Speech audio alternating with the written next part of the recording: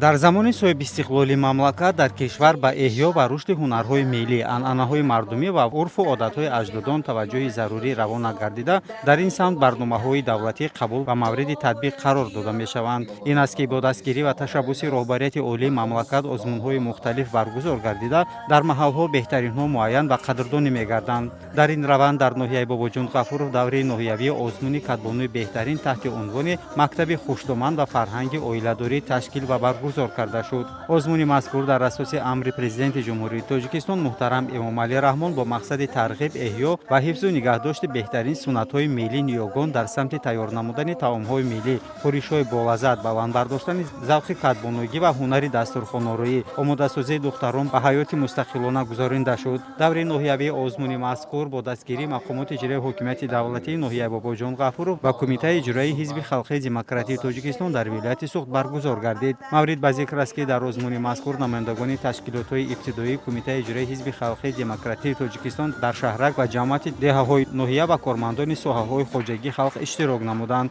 таъкид гардид ки ҳадафи баргузории озмуни катбонуи беҳтарин тарбияи ҳисси зебопарастӣ, хештаншиносӣ, ҳунармандӣ ва ватандӯстӣ, муаррифии таомҳои миллӣ, ҳунари волои катбонугӣ ва бадин васила тарғибу ташвиқи маросимҳои анъанавӣ дар доираи расму оинҳои миллӣ ва эҳёи таомҳои миллӣ, дарёфт намудани занони соҳибзавқ, эҳё ва рушди анъанаҳои миллӣ, баландбардоштани маърифати хонадорӣ, завқи дастархонороӣ, зиёд намудани ҷойҳои навикорӣ, бузургдошти назокат ва одоби хонаву даргоҳ ба ҳисоб меравад. озмуни мазкур ки таҳти унвони Мактаби хушдоманд ва фарҳанги оиладорӣ баргузор гардид, дар он оилаҳои бароманди ноҳия ҳамчун меҳмони чорабинӣ иштирок намуда ба ҷавонон доир ба оростани дастурхону омода кардани таомҳои миллӣ ва сирри хушбахтӣ маслиҳат доданд.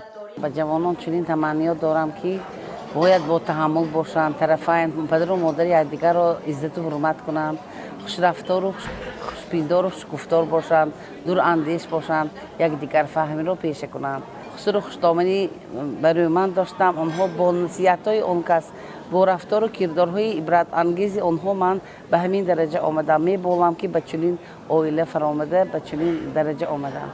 озмуни мазкур аз 5 шарт: оростани дастурхони миллӣ, малака гузоштани зарф ва ашёҳо, омода кардани таомҳои миллӣ, хӯрокҳои хамирӣ ва омода кардани хӯришҳои баҳорӣ буд. дар ҳамаи бахшҳои озмун иштирокдорон маҳорати хуби катбонугии худро нишон доданд. баъди машварати ҳайати ҳакамон, иштирокдорон аз ҷамъияту деҳоти Унҷи, Ёва, Исфисор, Зарзамин ва Ҳайдар Усмон дар бахшҳои гуногун ғолиб дониста шуданд. шоҳҷоизаи даври ноҳиявии озмуни катбонуи беҳтарин таҳти унвони Мактаби хушдоманд ва фарҳанги оиладорӣ насиби намояндагони шабакаҳои кӯмаки аввалияи тиббии санитарии ноҳияи Бобоҷон Ғафуров гардид.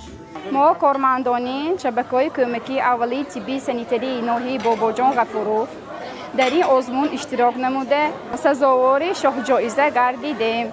мо кормандони тиб дар якҷоягӣ хӯрокҳои миллии халқии худомонро омода намудем. мехоҳем ки ҷавонон низ чунин ҳунарҳои миллиро омӯзанд. Қудратулло Раҳматуллоев, Саидулло Арслонов, ахбор.